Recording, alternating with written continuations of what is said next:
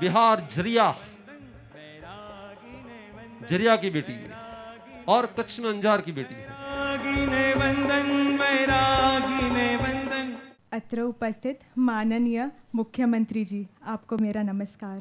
आज की यह 21st सेंचुरी, जहां पूरी दुनिया फन, फैसिलिटीज, फाइनेंस, एम्स और एम्बिशंस के पीछे दौड़ रही है, भाग रही है, वहाँ एक अलग दिशा की ओर, एक अलग आत्म लक्ष्य के साथ, एक अलग आत्म पुरुषार्थ के साथ हम नौ आत्माएं प्रयाण कर रहे हैं। Yes, I know. Even I was a part of you all and same like you all. Even I wouldn't have imagined in my weirdest dreams that I would be here today. But all taints of worldly pleasures fade away when Guru drenches you in the colors of his love. आज भी याद है वह दिन, चिंचन चातुर्मास की आध्यात्मिक शिविर, वह समुंदर किनारे के दिव्य वाइब्रेशंस और मेरे लाइफ का यू टर्न। वह शिविर के तीसरे दिन पे अशोक वृक्ष का ध्यान, और उस ध्यान में पूज्य गुरुदेव ने अनंत करुणा बरसाते हुए कहा, हे जीव तू क्या सुधी भटकीस, हे जीव ये संसार में कब तक परिभ्रमण करना है। यह करुणामय वचनों ने मेरे अंदर एक हलचल सी मचा दी, जैसे मैं खुद को ही कहने लगी, संबुद्धः किम न बुद्धः, हे आत्मन सद्बोध को प्राप्त कर। Being born and brought up at Jharia, I wanted to wave my wings and fly high, और इसीलिए सिटी ऑफ ड्रीम्स मुंबई में अपना करियर बनाने निकली। पर मुझे भी कहाँ पता था, जहाँ एक भव का करियर बनाने निकली थी, वहाँ मेरे भवो भव का आत्मिक करियर बन जाएगा। આજની આ યંગ જનરેશનને આ માર્ગે લાવવું તે ઇઝી છે કે ડિફિકલ્ટ છે? તમારા બધાના ઘરમાં અમારા જેવા યંગસ્ટર્સ તે શોપિંગ વધારે પ્રેફર કરશે કે શાંતિથી બેસવું વધારે પ્રેફર કરશે? આજની આ યંગ જનરેશન ડિસ્કો જવાને પસંદ કરશે યા દીક્ષાનો કોઈ ફંક્શન માણવાને પસંદ કરશે? આજનો આ યુથ તે જીન્સ પહેરવું વધારે પ્રેફર કરશે યા જીન શાસનનો આ વેશ પહેરવું વધારે પ્રેફર કરશે? પરંતુ મારા લાઈફની બધી જ પ્રાયોરિટીઝ અને બધા જ પ્રેફરન્સીસ ટ્રાન્સફોર્મ થઈ ગયા ફ્રોમ दैट संसार यात्रा टू दिस आत्म यात्रा। उस समय मैं कॉलेज के फर्स्ट ईयर में थी। हाफ डे पूज्य गुरुदेव के सानिध्य में रहती और हाफ डे कॉलेज में फ्रेंड्स के साथ एंजॉय करती। That time I used to analyse कि रियल हैप्पीनेस कहाँ है। पूज्य गुरुदेव के सानिध्य में रहते रहते उनके बोध वचनों से बोधित हो गई और परमात्मा की उस वाणी से यह संसार की असारता का अनुभव होने लगा, और यह संसार कब छूट गया पता ही नहीं चला। हम सबको देखकर आप लोगों के मन में प्रश्न उठ रहे होंगे, मितेश भाई आपके मन में भी प्रश्न उठ रहे होंगे कि हम इस मार्ग पे क्यों जा रहे हैं? यह संयम मार्ग इतना कठिन है, संयम मार्ग कष्ट भरा मार्ग है, फिर भी यह मार्ग किस लिए? मितेश भाई सपोज आप क्लॉथ मार्केट में एक बिजनेसमैन है, गर्मी की वह दोपहर है, एसी शॉप में आराम से बैठे बैठे आप चाय पी रहे हैं, आपके शॉप में कोई कस्टमर नहीं है, आप एकदम आराम से बैठे हैं। ठीक आपके सामने वाली शॉप में ज़बरदस्त भीड़ है, वे शॉपकीपर सुबह से खड़े हैं, 1 मिनट की भी शांति नहीं है, अपना माल बता के उसे सेल कर रहे हैं, बहुत थक भी गए हैं। फिर भी इस समय आपको आपकी सेल्फ सुखी लगेगी या उनकी? पॉसिबल है कि उनको कुछ समय की पीड़ा है, पॉसिबल है कि वे पसीने से लथपथ है, पॉसिबल है कि उनको कष्ट भी हो रहा है, परंतु इस कष्ट से उनकी इनकम इंक्रीज होगी या डिक्रीज होगी?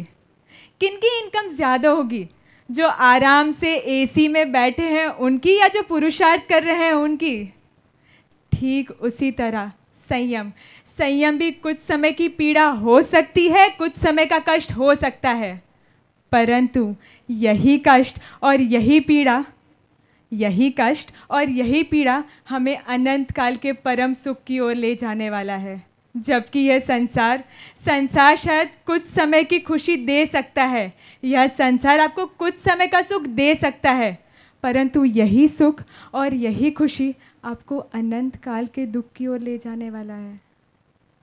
बस यही सत्य मुझे भी समझ आ गया कि अनंत काल से मैं भी इस संसार के इस कहलाते दुख के पीछे दौड़ रही थी।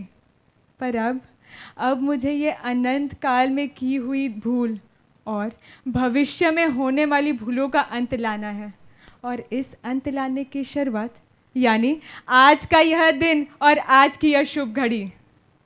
हर एक श्रेष्ठता के सर्जन के पीछे बहुत सारे निमित्तों का हाथ रहा है। मेरी भी यह आत्मा यात्रा के पीछे अनेक निमित्तों का योग रहा है। मेरे त्याग से ज़्यादा ये माता पिता का त्याग महान है।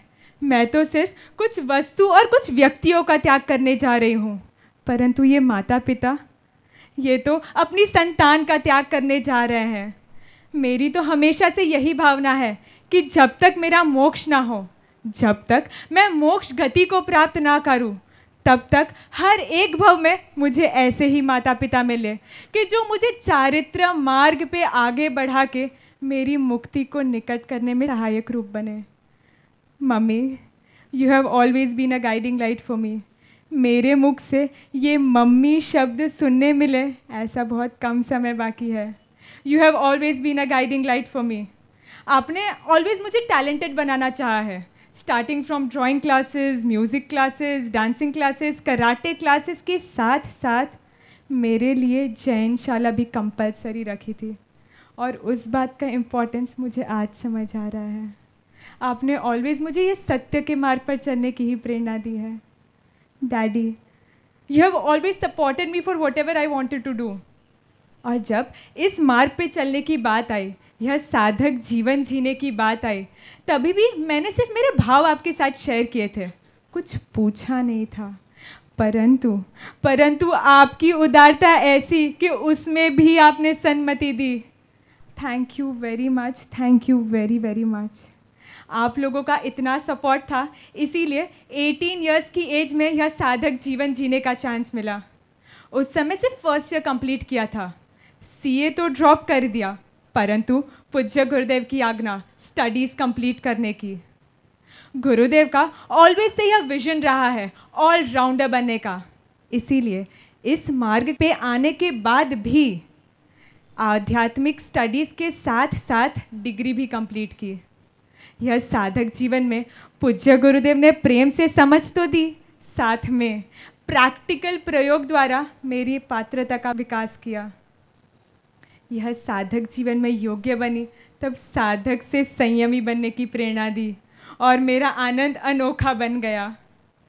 गुरुदेव, આજના આ અપૂર્વ ક્ષણે આપને માત્ર એટલું જ કહેવું છે કે આપે મારા જેવા અજ્ઞાની બાળને આ કાદવ જેવા સંસારમાંથી બહાર કાઢી મારા પર અનંત ઉપકાર કર્યો છે।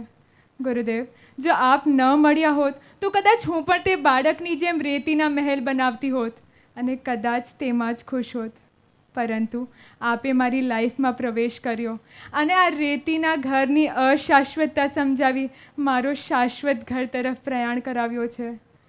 આપનો ઉપકાર તો ખરા અર્થમાં ત્યારે જ ચૂકવી શકીશ જ્યારે આપની જેમ આત્મકલ્યાણની સાથે સાથે જીન શાસનના કલ્યાણ અર્થે આગળ વધું। તે દિવસ, તે ઘડી મારા લાઈફમાં જલ્દીથી જલ્દી આવે, બસ એવી કૃપા વર્ષાવજો, એવી કૃપા વર્ષાવજો। शुभम आशाष।